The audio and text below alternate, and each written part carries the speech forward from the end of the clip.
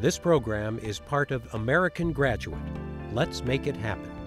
A public media initiative made possible by the Corporation for Public Broadcasting.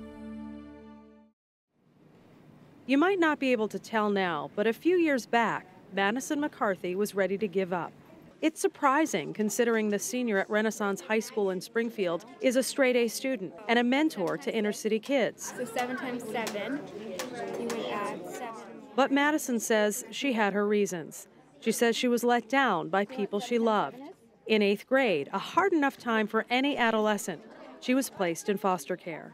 So I'm in foster care. So I had just moved back from Georgia, and it was my 4th school. I was really behind, and I hated school, hated it.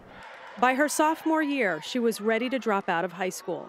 But by chance, a representative from Project Coach came to speak at her school. They needed teen coaches, and they would get paid. Madison thought, why not? And she applied. And that decision that she made turned her life around. And I ended up finishing 10th grade with all A's and B's and still in high school, so. And now she has her sights set on college. You just needed someone to believe in you? Yeah, that's pretty much it. And Project Coach has that so much. No matter what kind of day I'm having, there's someone here that's there for me.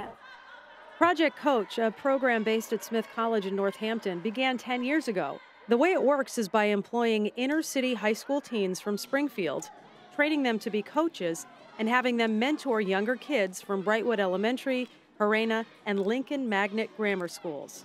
Don Siegel, a professor of sports psychology at Smith College, is one of the co-founders. Sam Intrater, a professor of education and child studies at Smith College, is the other. And tell me what happened with basketball. Intrater is a father himself and a longtime coach in youth sports. What we believe is that every community has got great leadership in its teenagers. They're unbelievable assets, and all you have to do is ask them to serve, put them in a position of responsibility, and put the structure around them that works. All right, we're ready to go inside? That structure worked for Xavier Rosario. The senior at Central High School says he used to get in fights a lot. If the principal didn't see you fighting in the cafeteria, do you think that you would have had continued trouble? Probably, yeah. So you're in a circle, Now Xavier is a member of junior ROTC at Central, the varsity wrestling team, and plays piano at his church. The principal saw so much potential in me, but I needed somebody to guide me to where I had to go, and that's what Project Coach did for me. Project Coach works with the Springfield school system to identify teens who are at risk. The teenagers are not only trained and paid to be coaches, but they get free tutoring every week by Smith College students. And keeping up your grades is part of the deal. 3 years ago, how were you doing in school? 3 years ago, I will admit I had a big struggle. I was failing, I want to say, a couple of classes. But now LAI'SHAA is on the honor roll, and she's going to AIC in the fall to study nursing. My other classes are sociology, physiology, pre-calc, algebra honors, and I have chemistry, along with nursing and Spanish too. All right, everybody show me your shield right now. Show me your shield right now. Alexander Rivera, a junior at Renaissance High School, also made a turnaround from nearly failing to this. What classes are you taking? I'm taking honors chemistry, honors algebra 2, honors world history, and AP English. Thousands of different types of apples. Yesenia Valentin, a senior at Renaissance, wants to be a physical therapist. She's on the honor roll and is waiting to hear back from several colleges. What do you think would have happened if you didn't join Project Coach? I probably would have ended up dropping out like my other 2 sisters did. A lot of these teens say the big difference Project Coach made in their lives is it let them know that someone believes in them.